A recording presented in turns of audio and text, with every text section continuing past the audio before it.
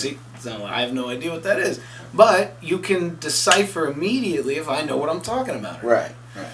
And that's why it's so important, you know, when we speak about martial arts.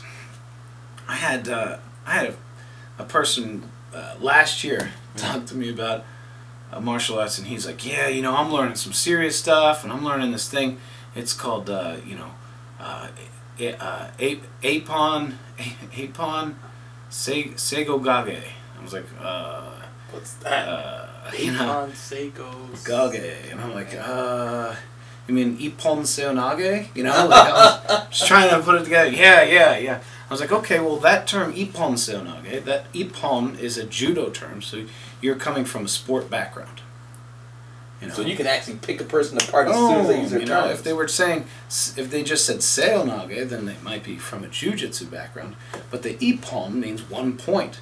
Why are you getting 1 point? Because you're in a judo match, you're tossing a guy, you attained a point. You know, so they refer to it as that. So, so you're not gonna. Here's the thing: you can't tell me my business because I know my business. But they still think they can. These people are so weird. That's so weird. The debaters.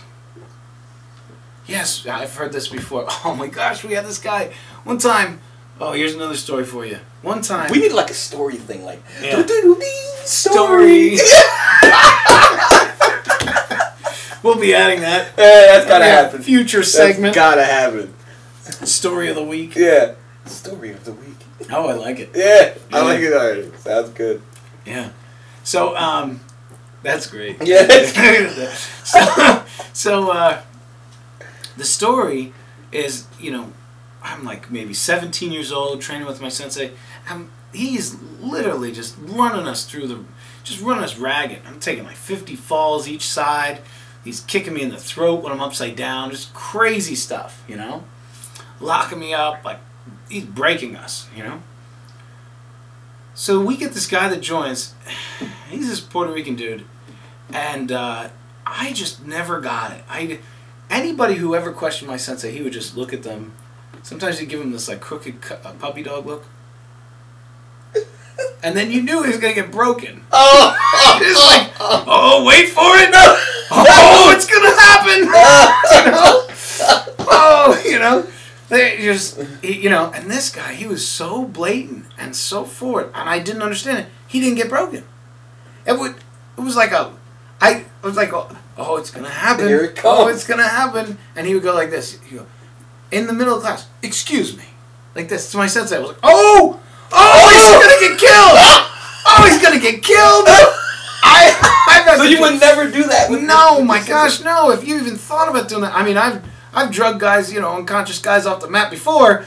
I'm just waiting for this guy to like he's excuse me. And touch them too? This, like, yeah, like, push him out man. Wow. This guy's done, right? Right. My sensei was so, I guess, like, taken out of his element at that point. That's my guess. I really don't know what was going on. But it was weird because he was just like, and he smiled. It was this smile that he does. Right? so he does that, right? And then, he's gonna be watching this. I know he's gonna. I'm gonna get a text, David. I don't. That's not the kind of smile I do. Like that. I smile like this. I was gonna say, stop looking at me. You know. I used to do that all the time. I'd watch him. When he'd do anything, and he'd turn around, stop looking at me. So I'd study every movement he made. Anyways, this guy pushes him out of the way and says, couldn't it be done like this? And it was the dumbest comment ever. It was like, okay, you know, Sensei's there, and he's like, okay, this guy's going to throw a combination, and the guy's going, boom, boom, you know, and we're working off that combination. So this guy's like, excuse me, couldn't the combination be this and then an uppercut? Like that. And then I'm like, wow, this guy's the dumbest piece of, like, he's just dumb. He's going to get, he's going to get dead. And Sensei just looked at him like he was absolutely crazy. And yes, that's pretty obvious that it could be a different combination. And then we did the technique, and then he goes for lock, and he goes, couldn't it be this lock instead? And he attempts to... Now this guy, my sensei is the greatest martial artist I've ever seen in my life. Nobody's ever come close. I look at everybody all the time. Nobody's ever come close. So this guy, he's not even a novice. He doesn't know anything about martial arts. But he's coming up to this, and he's about to wake like a sleeping tiger. You know, like... Three-headed dragon. Oh my God! Like you don't know that you're like rattling this rattlesnake, dude. You know, like, hey, what's his tail? The tail, don't you? What's that? You know, he doesn't... Yeah. It was just crazy. It was just crazy. Oh, look at what those ears? Those ears? It was insane. God, that's hilarious. It was insane. Oh, God. So this guy, you know, and I'm just watching, and Sensei's not doing anything, and I don't know what happened to that guy, but he never came back. I think something may have happened after class, but I don't know. Oh. But what a weird class. What a weird class. But the point is that even though you have a man that's like incredibly skilled as my sensei, he still has to deal with these nonsensical, just crazy people. Couldn't it be no, it couldn't be a different combination of hand strikes. You thank God for you, smarty. But see, I believe there's a place for everybody. Like, if this world didn't have these people, you know, who would we have to beat up? They got a place. You know, I've always said something similar, not the beat up part, but I've always said something similar, that everybody is to mirror everyone else, and it's about seeing this person and see how we fit with them. If they're really here in a spiritual sense, so that we don't get along with them. You know, we look at this guy, and he presents just nonsense and silliness, and we thank God we're not them. Like, oh man, thank God that I actually have an education. I actually know what I'm talking about, and this guy's arguing, you know, whether it should be a vertical punch or a horizontal punch. None of that matters. You know, I've had that. I go, well, it seems that you're working off of a vertical punch, but don't you think that most people punch on the street like this? Like, it doesn't matter. Like that would ever matter. Oh gosh. Like, oh my gosh. That's so annoying. That's like, really? Yeah. Is the hand flying at your face or isn't it? You should do like the poke him in the eye. This could happen too. In the air, are you going to magically slow it down? So, wait a second. No, right. Who cares? No, yeah, who cares if it's horizontal or vertical? Oh, I've had ridiculous things debated. So, when you're doing that technique, what are you thinking? You're not thinking. No mind. It's just, I'm reacting from my training. Shouldn't you be a teacher always? Ready to teach this person? No, he may not want me as a teacher, and even though I present this knowledge in a painful situation, the lesson may escape him. So no, I don't pretend to be a teacher to him. He's my enemy. Right. So everybody has a place. But you know, I've had these guys, and this was during a seminar. This guy comes up. Shouldn't you are a teacher, and shouldn't you always remain the teacher?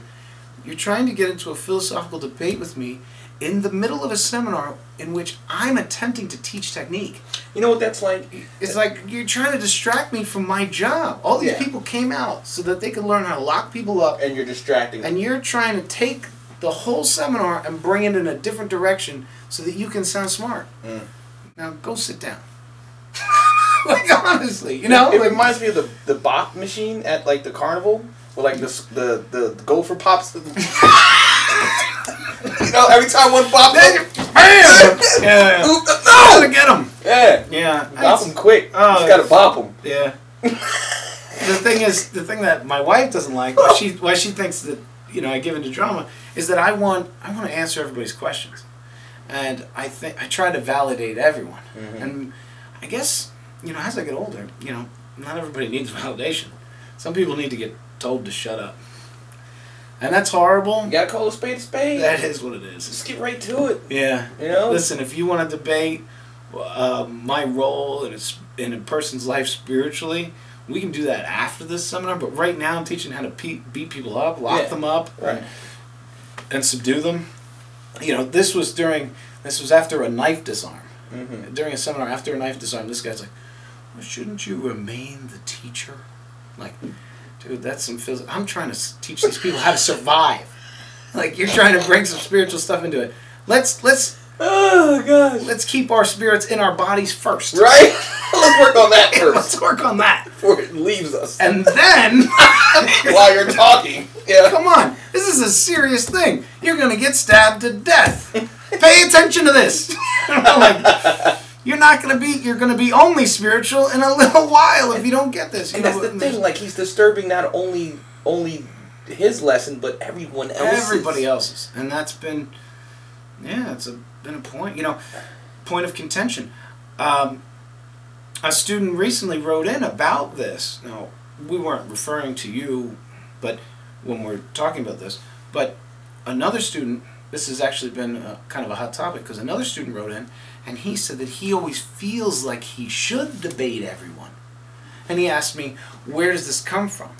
And I said, honestly, that's a long, long lesson right there. Where does it come from? It comes from knowing yourself.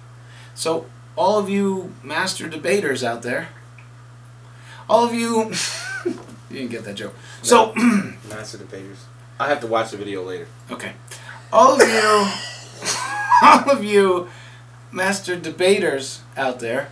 I got it. It's inappropriate. I'm a little bit slow. It's inappropriate. Inappropriate. It's hilarious though. Inappropriate. Yeah.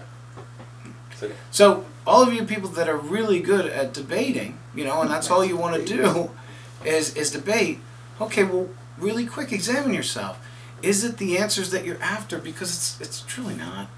It's about puffing that chest out, being heard. You have an insecurity. You feel that you're not heard. You feel that you don't stand in the limelight enough. You feel that people aren't listening to you, or you're somehow being pushed into the foreground. So you have to attack people who are knowledgeable about whatever subject it is. Yeah, you want to step it up, and you want to be heard. It is what it is. It's part of a sucky way of life, man. It's part of human nature. I get that. It's the nature of the beast. But real quick, let's try to transcend that behavior, and let's get to something real. What if Sensei, took these people that asked and made them uges? Just, so if you have a question, come on up. I'll show you what that horizontal punch will do. No, that is essential. That's essential. The guys that are debating, it's essential that you speak from a place of knowledge. That's actually really important. We got to think about that because of our next topic. But speak of a place of knowledge, from knowledge, because it's essential to have experiences and then speak on those experiences. Don't just hang out in a cave and then walk out of the cave and say, I understand mathematics. Well, really? Is that what you were doing in that cave? Like, I understand engineering, and I understand, okay, well, maybe. Coming out of the cave, probably not. I am now a pianist. I am now, a rock star. I now know martial arts. So many people have told me that they know martial arts from books. I'm amazed at that. Well,